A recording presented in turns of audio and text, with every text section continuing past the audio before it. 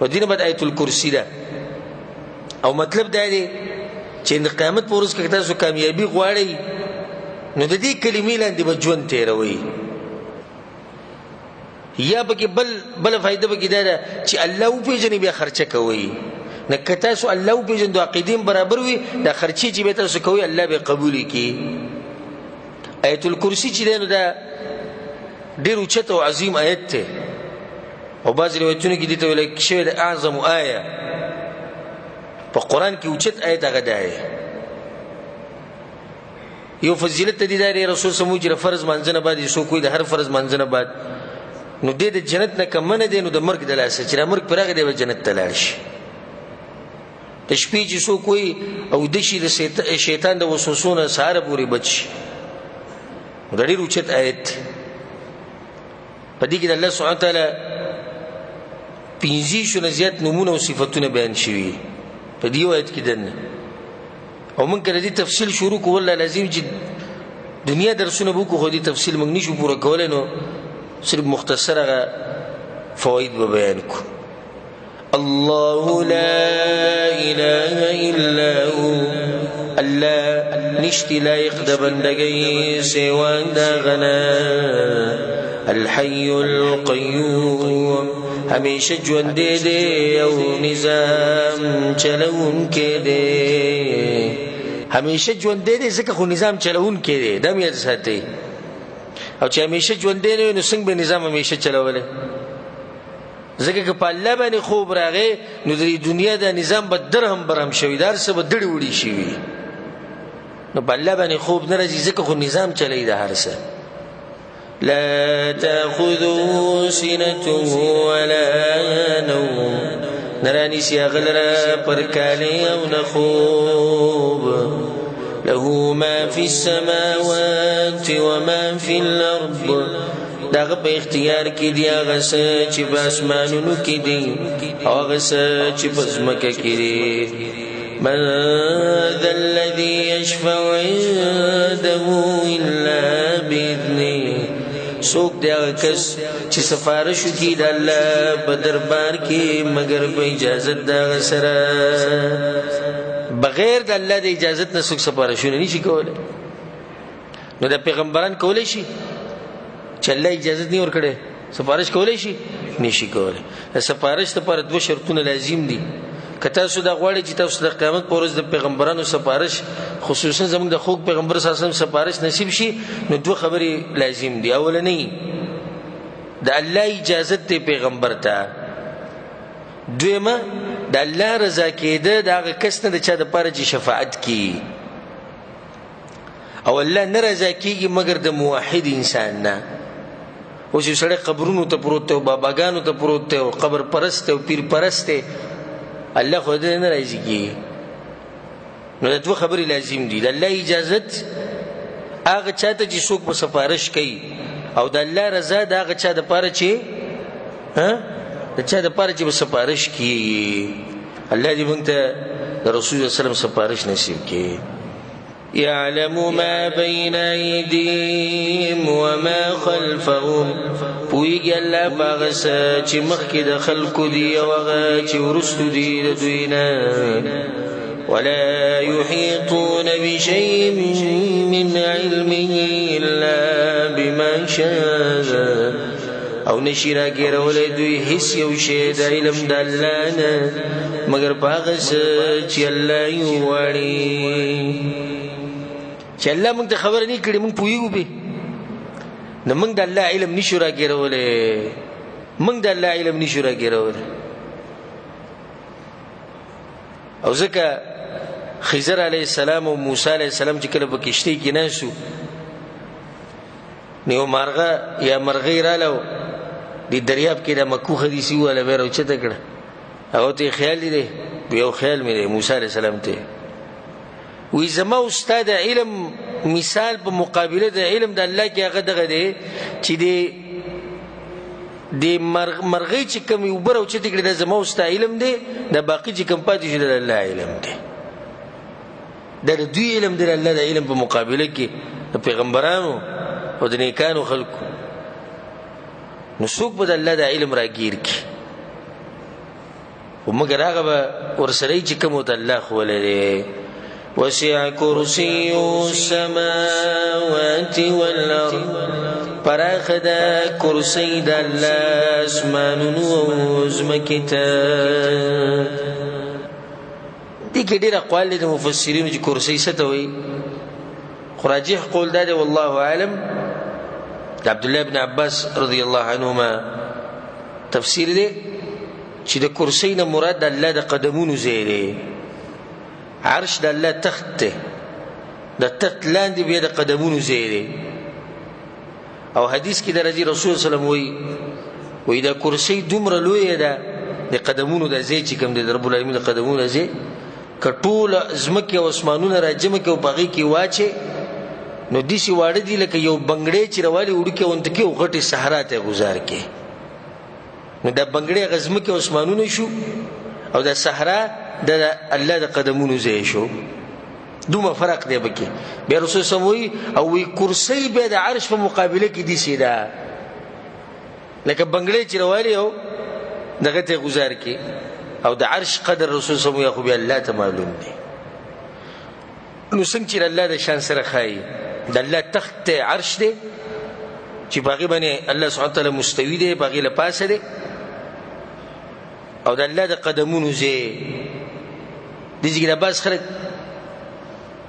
کله چې آیت الکرسي وسع کرسي السماوات والارض خپله ترجمه ولله کوي چې کرسي دغه کرسي د کوم چې عام استعمالي. دې ځای کې د کرسي نه مراد د الله سبحانه وتعالی قدمونو ځای دی. ولا يؤوده حفظهما او نستړي کې الله لري حفاظت د دې دواړو. وهو العلي العظيم او غډیر اوچت دی ډېر لوی دی. د دې نه بعد چې رقم آیت دی د دې شان نزول دا دی چې انصارو کې بعض خلک دي چې د خپل بچي یهودیانو له ورکړي وو. ته کې دوی د یهودیانو نه متاثره وي، د دوی سره کم سے کم کتاب خو شتي اسماني که نه علما پکې شتي. نو بیا چې کله دوی مسلمانان شو یهودیان د مدینې نه وتل رسول صلی الله علیه وسلم وشړل نو دوی د خپل بچي واپس راوستون د بچي نه راتلو او وی چې موږ د چا سره خوشاله یو؟ موږ د یهودو سره خوشاله یو. الله وی لا اکراه فی الدین، نشتی زور په دین کې، یعنی په دین قبلولو کې په چا زور نشتی ځکه چې دین واضح ہے. و دې کې یو اشکال په زړه کې راځي چې دلته الله وی زور نشتی، بل طرف ته جهادونه کوي.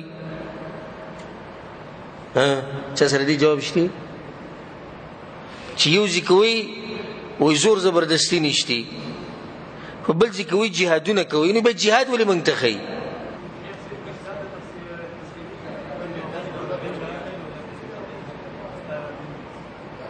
او دا جواب لږ نږدې دی چې دا جهاد د دې لپاره نه دی چې په خلکو زور زبردستی وشي چې دین ته داخل شي. دا جهاد د فساد ختمولو لپاره دی. جهاد د څه لپاره دی؟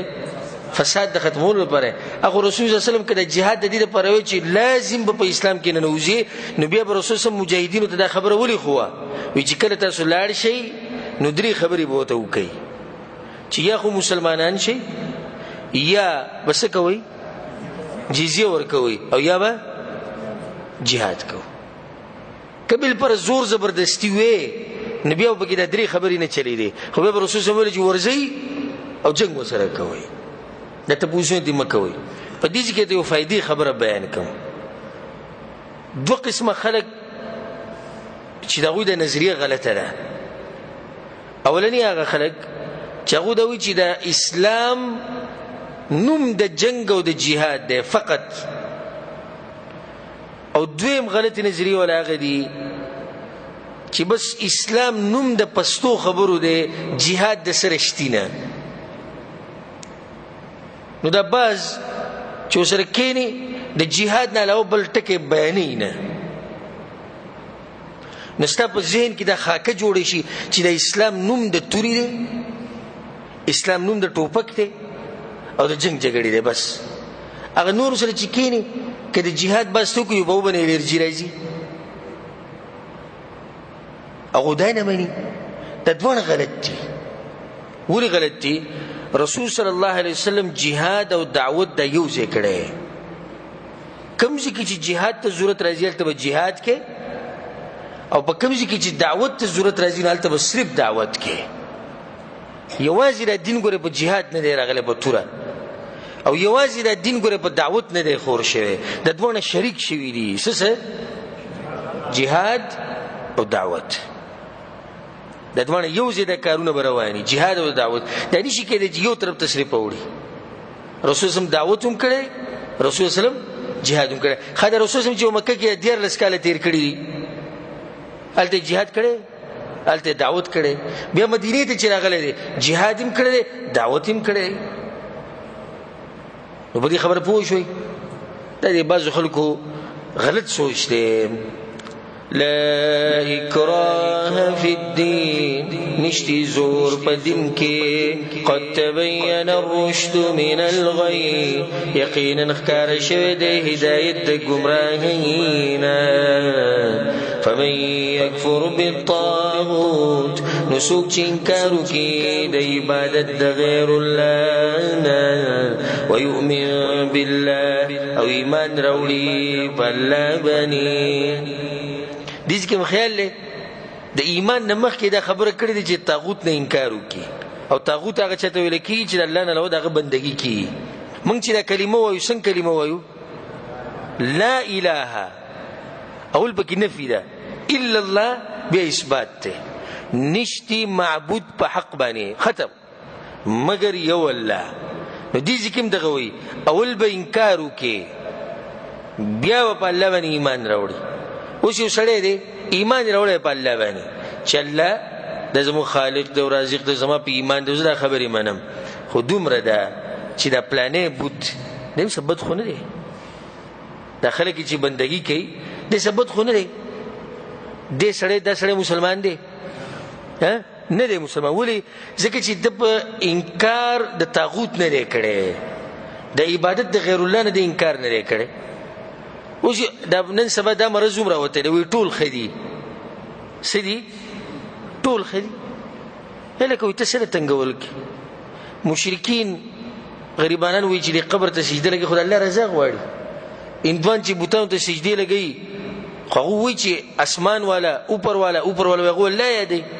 شیعګان چې دا صحیح دي او دا صوفیه ټول صحیح دي، بس غلی کېنه، دعوت مه کوه.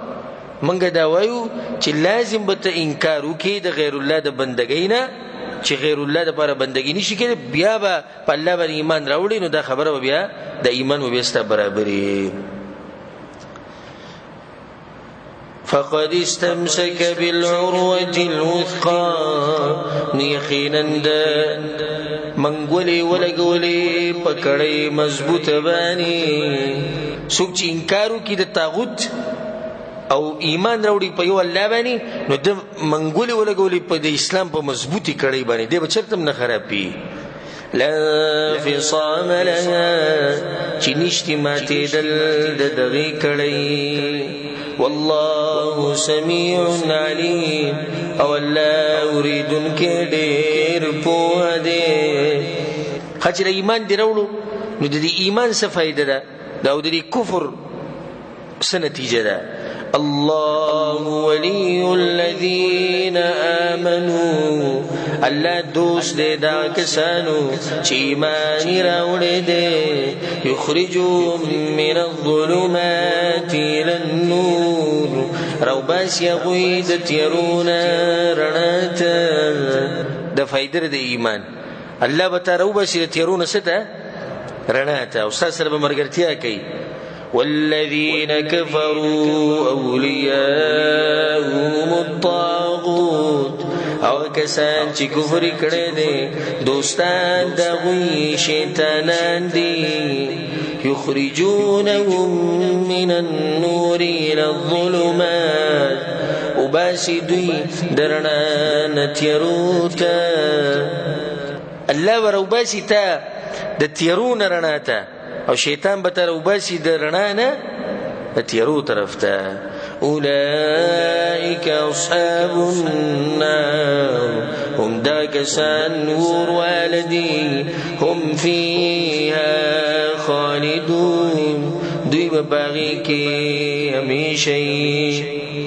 وستدین بعد الله سبحانه وتعالى مثالونه راوړي چې چې چا سره مرسته کوم مرګرتیا کوم نو زه څنګه غل عزت ورکوم او زه څنګه دغه مدد کوم. ألم تر إلى الذي حاج إبراهيم في ربه آیت نګوریا کستا چې جګړه کړي و د ابراهيم عليه السلام سره په بار درب داغ کې د سوکو نمرود جګړه اوسره کړي و په بار د الله کې او مسلمان او موحدی دي چې په هر ځای کې د خپل رب توحید بیانې او دفاع کوي نو خلک وسره په دغه موضوع کې بحث مباحثه کوي. دا خو امام الموحدین د موحدین امام د موحدین مشر نو نمرود له دعوت ورکو چې الله یو دی دا شرغه بندګي وکړه هغه سره په دې کې ماریزي شروع کړي. دې ماریزو وجه سوا ان آتاه الله الملك په دې وجه چې ورکړي واغت الله بچای خپل بچای د لاسه په غرور کې راغلو. إذ قال إبراهيم ربي الذي يحيي ويميت کله چې ابراهيم عليه السلام زما رب خو هغه څوک دی چې ژوندۍ کول کوي او مړ کول کوي. دا دعوت ده چا ابراهيم عليه السلام. قال نوحي وأميت اغوي زوم ژوندۍ کول او مړ کول کوم. ابراهيم عليه السلام زما رب کوي دی وی کو اوس بده دلایل خي بده خبره. ابراهيم عليه السلام بد دلایل خي چې زما رب کولای شي تني شي او دی بد دلایل خي نمرود چې زم کولای شم. ناوله خبره داوی ابراهيم عليه السلام کړي نمبر داغه دی چې هغه دلیل وخی. قال إبراهيم هو إبراهيم عليه السلام فإن الله يأتي بالشمس من المشرق يقينا لا ولين ورد مشرقنا فأتي بها من المغرب نتير ولاد مغربنا فبهت الذي كفر نغلې پاتې شو کسي کفر کړو. مناظره ختم شو.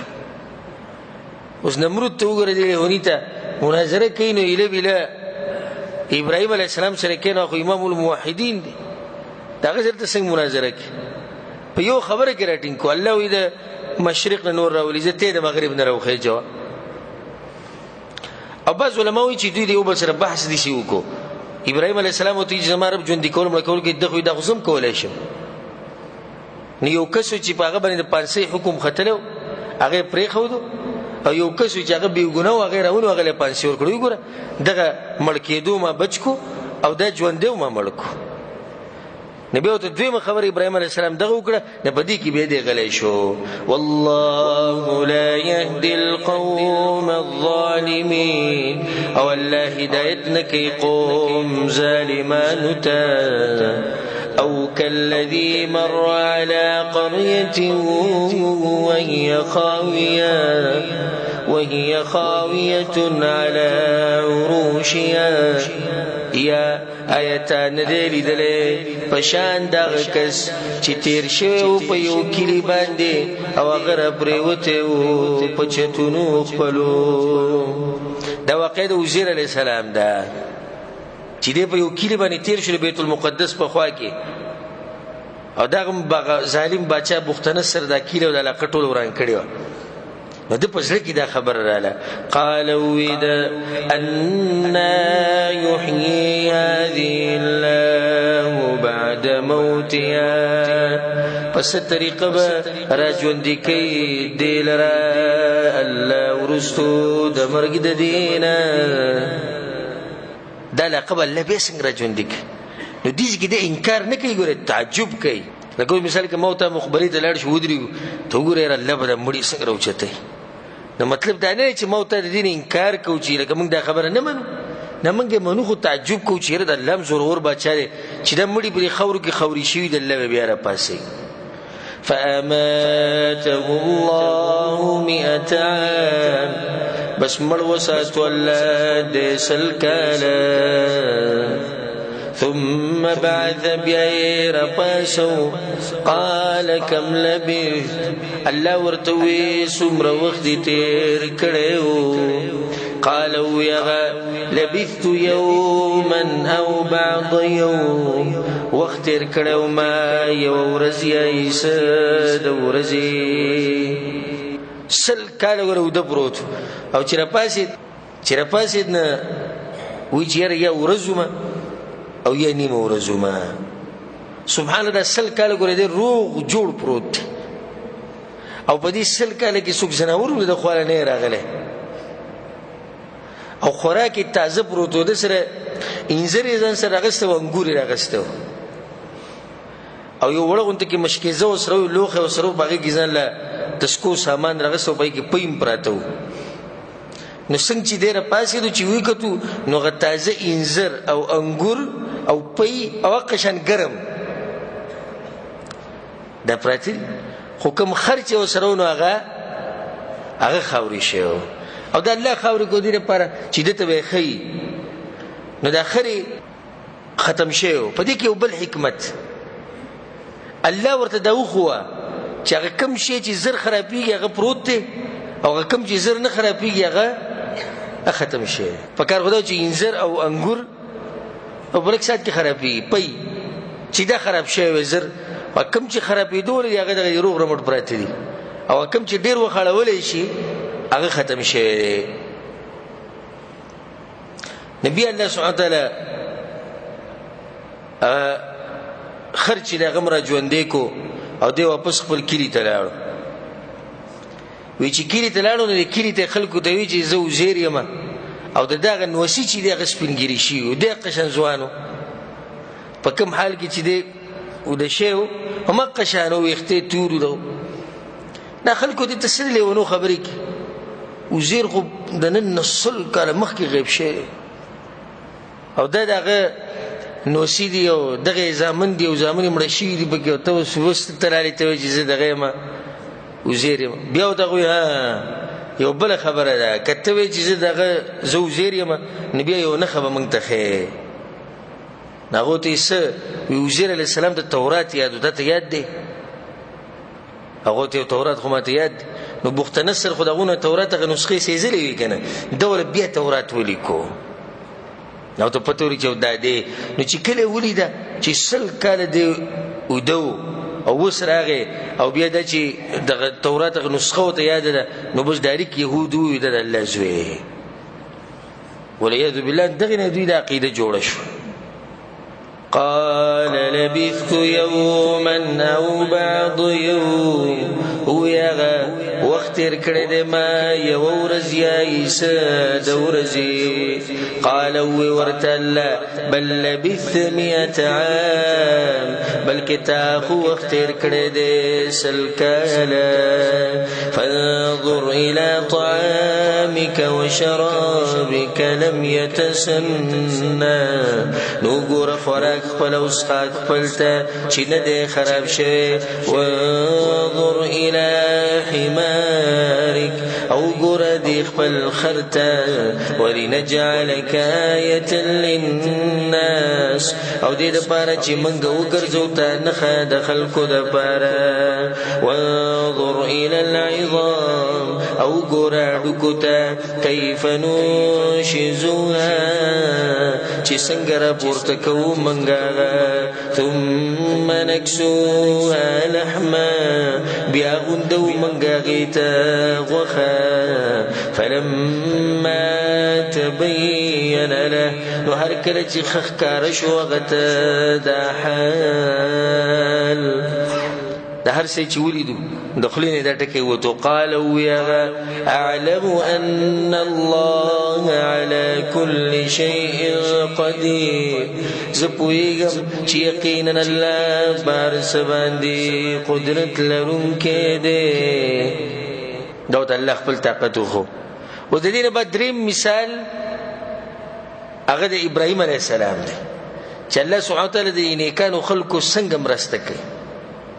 او بل دا چې الله خو د نیکان خلک راوباسي د تیرونه رڼا ته، نو بیا د نیکانو خلکو د کوشش چې د ایمان زمونږ ښه ډېر شي، او د ایمان ګوره کمیږي ډېرېږي.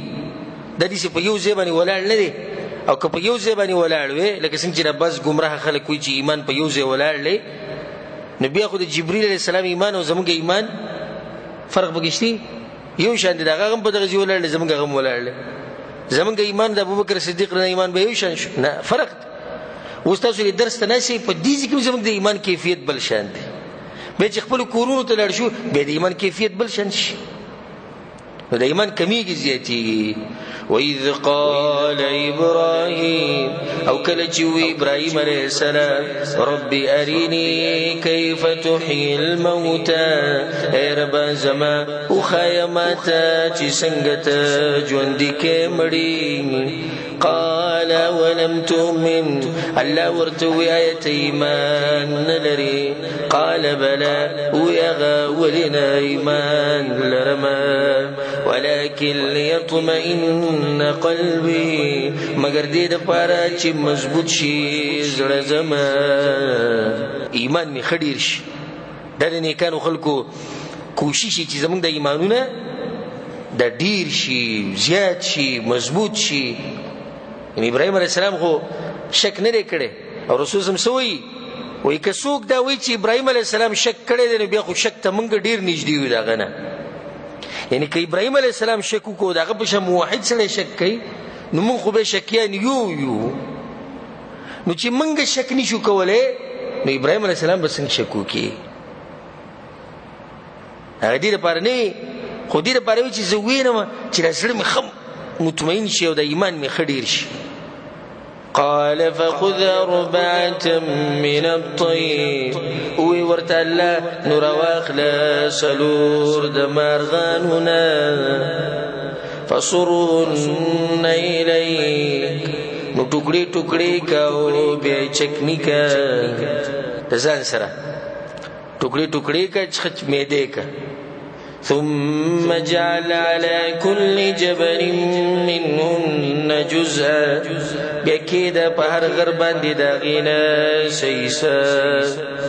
دا څلور واړه مارغان به یو ځای معده کې، او بیا به د عیسی به دوی را غوښې به راولي او تقسیم به یې په څلورو غرونو، او سرونه به یې د ځان سره ونیسي. ثم دعوهم، بیا آواز وکړه هغوی ته، یأتینک سعیا، راځي به تا ته په منډه. چې څنګه ابراهیم علیه السلام آواز وکړ، څلور واړه مارغان هغه غوښې او چې څه وه په خپله راتلو دې سر پورې به لګېدې. په دې کې دا فایده بعض مفسرین دا ذکر کوي چې دا مارغان چې څلور کمو دا کم یو طاووس او یو کوتره وه، یو قارغه او یو چرګ و. دا څلور د رانیولي وو، یو طاووس، بل کوتره، او بل قارغه او چرګ. نو په دې کې دا فایده بعض علما ذکر کوي که یو سړی غواړي چې زه یقین ته ورسم او یقین مې ډېر شي، لکه ابراهیم علیه السلام چې یقین ډېر، نو د دې څلورو مارغانو د خویونو نه به ځان ساتي. څنګه؟ په چرګانو کې شهوت ډېر دی، چرګانو کې شهوت ډېر دی، نو د شهوت کارونه به ځان ساتي. لکه د یو سړی صرف د شهوت او شهوت په کارونو پورې نښتی. دویم، په کوتره کې غفلت ډېر دی، غافلی پیشو به یک د معاملې کې بس راوینیسي، نو ته به ځان غافله کې نه، بلکې ته به ویښې د آخرت دپاره. او په طاووس کې ډول ډېري ښکلی، نه ته به په دې ښایست پورې نه نښلې چې صرف دقه دی چې زما مخ ښایسته ښکاري او زما بدن ښایسته او زما کپړه او لباس ښایسته، بلکې د آخرت به هم سوچ کې. څلورمه قارغه کې دا کار دی چې دی په مردارو پسې ګرځي، نو تاسو په حرامو پسې نه ګرځئ. پوه شئ په دې فایده باندې که نه، چې کله د علم په مجالسو کې کښېنئ دا فایدې به ته میلاو شي. دا داسې سره اسمان نه د جبریل علیه السلام په واسطه به تاسو ته نه راځي. وحی چې دی هغه بنده شوې ده، آخري پیغمبر راغلی او بل پیغمبر د هغه نه باید نشته. نو بیا دغه میراث ته علماو سره نه که تاسو دا خبرې معلومول غواړئ لازم به د علماو په مجالسو کې کښېنئ هغوی سره به لږ سخته تېروئ زموږ دا درس لږ اوږد شي کله نه کله خو دا د دې دپاره چې دا فایده موږ ته ډېره شي او موږ دا وایو چې کم سے کم لږې خبرې خو پکې موږ وکړو که ځکه که وخت لګي نو بیا به صرف ترجمه کوو مخې ته به ځو بعض ملګري به پوه نه شي الله سبحانه وتعالی دې موږ پوه کړي واعلم ان الله عزیز حکیم او پوه شه چې یقینا الله زورور او حکمت واله دی اوس د دې نه بعد به الله سبحانه وتعالی د انفاق طرف ته ترغیبات بیانوي ځکه چې ما وویل اکثر مخکې چې د مسلمانانو اقتصادي نظام به په دې بیانېږي اقتصادي نظام به په دې برابرېږي چې کله دوی د الله په لار کې خرچه کوي او تجارت په صحیح طریقو سره کوي او د سود د نظام نه ځان ساتي نو هله به دوی بچ کېږي د دوی اقتصاد به برابري دا ټولې خبرې به اوس راځي مثل الذين ينفقون أموالهم في سبيل الله مثال دا کسانو چې خرچ کوي مالونه خپل په لار د الله کې کمثل حبه پشان د یوې دانې دی انبتت 7 سنابل چې رازرغونی ووږي فی کل سنبلة 100 حبه په هر وږي کې 100 دانې دي والله یضاعف لمن یشاء او الله زیاتوي چا لره چې وغواړي والله واسع علیم او الله پراخه فضل والا پوه دی دا مثال دا خلکو د کوم چې خرچه کوي الله په لار کې څنګه حاصل دی چې یو دانه ده او په صحیح او مزیدار ځمکه کې دی وکرله نو د دې نه به څو وږي پیدا شي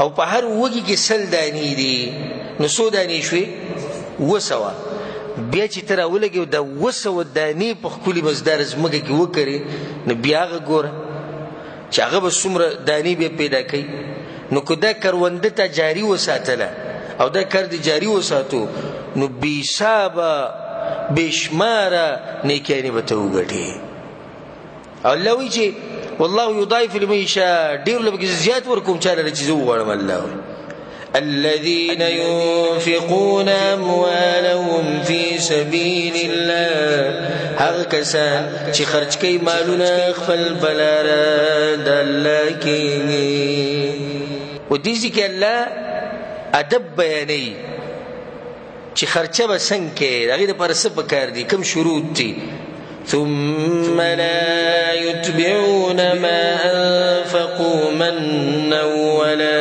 أذى بیا نور پسې کوي په دغه خرچه پسې اثباتنه ونه تکلیف ورکول دا د مسلمان صفت دی چې خرچه وکړي نو بیا یې اثباتنه کوي نه زه راته دا خبره کوم ځان سره یاده ساته که د چا سره دې ښه کړي دي نو یېرې که او چې چا د سره ښه کړي دي نو ګوره چېرته یېر نه کړي دا ډېره اهمه قاعده او فایده او د درنو خلکو خوی د مسلمانانو خوی دا دی که د چا سره دې ښه کړي نو هغه په دې وخت یېر که او که چا د سره ښه کړي نو ګوره هغه چې د مرګه پورې یېر نه کړي دا د دروند سړي اخلاق دي سپک سړی هغه دی که چېرته تا سره معمولي غونته کې منډه ووهله د هغې د لاسه به دې په شرمونو وشرمئ ځای په ځای به یادوي ما سره دا منډه وهلې او ما سره دا کړي بل دا چې سپک انسان هغه بیا د خپلو خوب بدلې ته نایسي چې ما د سره منډه وهله اوس به دیم ما سره کوي نه ته مسلمان یې د الله د رضا دپاره تا منډه والې د خرچه دې کړې ده بس د دې بدله د چا نه غواړه د الله نه غواړه نو موږ کې دا مرض هم دی که معمولي خفګان نه شي یاره وي د ده نه زما دا تمه نه وه نو ستا دې څه تمه وه وایي زما دې دا تمه وه چې دی به ما سره هم ډېرې منډې وهي ځکه چې ما سره هم ډېرې منډې وهلې نو ته دې ته ناشوې دا منډې دې دپاره وهلې ښه زه دې سره منډه ووهله نو ګوره ستا هغه محنت او کوشش لاړ ختم شو ځکه چې هغه کومه بدله چې تا غوښته هغه تا ته میلاو شو او ته به د آخرت بدله غواړې نو که تاسو صدقه ورکوئ الله وایي چې بیا به اثباتوي نه ضرر رسول به پکې نه، دغه شخص ذلیل کول به پکې نه، ځان به لوی نه ګڼي. لهم اجرهم عند ربهم، دوی لپاره اجر دی پنځ درب د دوی، ولا خوف عليهم ولا هم يحزنون، او نه به سیر په دوی باندې او نه به دوی غمجن کی. قول معروف ومغفرة، نیک وینا او بخانه غوره ده، خیر من صدقه یتبعها اذى، غوره ده داغی صدقینا چې باغی بسی ضرر ورپسی. پوشی به دې خبره. قول معروف وینا نیکه او ماف کول غوره دي د هغه صدقونه چې به اثباتي. مطلب څه جوړ وینا نیکه وینا ده چې سړی پتا به راغی او ته دوی چې مالا سراکا تو ته بخکلی اخلاق باندې وي ضرور ما سره نشته، والله دې استمرستو کی. یا هغه مثال کې سختی وکي چې نه مال براکه او کله کله دا سوالګرو په سړي پورې ونخل ته معاف کې او زیاته وسرهونه کې ورته ضرور ما سره نشته. الله وی دا خبره کول چې ما سره نشته په خطر قبانی د دین غوړه د چې توله پیسې ورکو به اثباتي. د زمون په خلکو کې دا مرشتي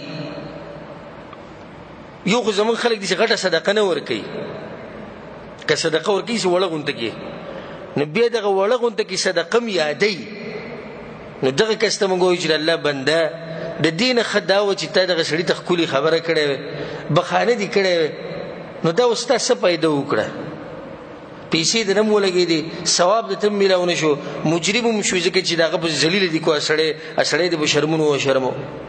والله غني حليم، او الله بحاجت دې صبرناک دې، بحاجت لري الله دې صدقو د ضرورت نه لري چې ته اثباتي بیا. يا أيها الذين آمنوا إيمان ولو لا تبطلوا صدقاتكم بالمن والأذى، ما بربادوي صدقي خفلي بزباتنا وبزر وركول سرا، كالذي ينفق ماله رئاء الناس، پشان دا غچا چې خرچ کوي مال خپل د پاره د خودنی خلقو ته. منافقان هغوی د خرچې د لپاره کې چې خلک صرف ویني. ولا يؤمن بالله واليوم الآخر، او ایمان نلري په الله باندې او بورز د آخرت باندې. فمثله كمثل صفوان عليه تراب، بس مثال د پشان دیو اوار کانی دی چې باغی باندې خوري، فاصابه وابل نور سیاغی د تیز باران، فترکه صلدا نپریدی دغه کانی خویا او صفا. الله وی د کوم خلکو چې صدقې نه قبلېږي د دوی مثال دا دی چې دوی ورته ډېر په غټ دغه پراته دي، په ارمانونو په امید دي چې الله به موږ له دا راکوي او موږ له به دا راکوي، لکه په کاڼي له پاسه چې خاوره پرته وي. نه دا خاوره څه ده؟ هغه د خلکو هغه صفتونه دي او د دوی هغه امیدونه دي. د قیامت پورې چې د هر سره ښکاره شي لکه باران پې وشو نو هغه کاڼی څه شو؟ صفا پاتې شو. د دوی هغه صدقې، د دوی هغه ارمانونه، د دوی هغه امیدونه هغه هر څه لاړو ختم شو. لا يقدرون على شيء مما كسبوا، قادر بنی دوی په هیڅ شي باندې د هغې نه چې دوی کړي، هېڅ به ورته میلاو نه شي. والله لا يهدي القوم الكافرين، او الله هدایت نه کوي قوم کافرانو ته. دې سره چې زموږ د درس اختتام ته ورسېدو 240 آیت نمبر باندې به اکتفا وکړو ان شاء الله سبب د 215 نمبر آیتنا شروع کو. الله سبحانه وتعالى دې موږ په قران او حديث باندې پوه کړي او الله سبحانه وتعالى موږ له توفیق راکړي قران او حديث باندې عمل کولو. هذا وبالله التوفيق وصلى الله وسلم على نبينا محمد وعلى آله وصحبه أجمعين.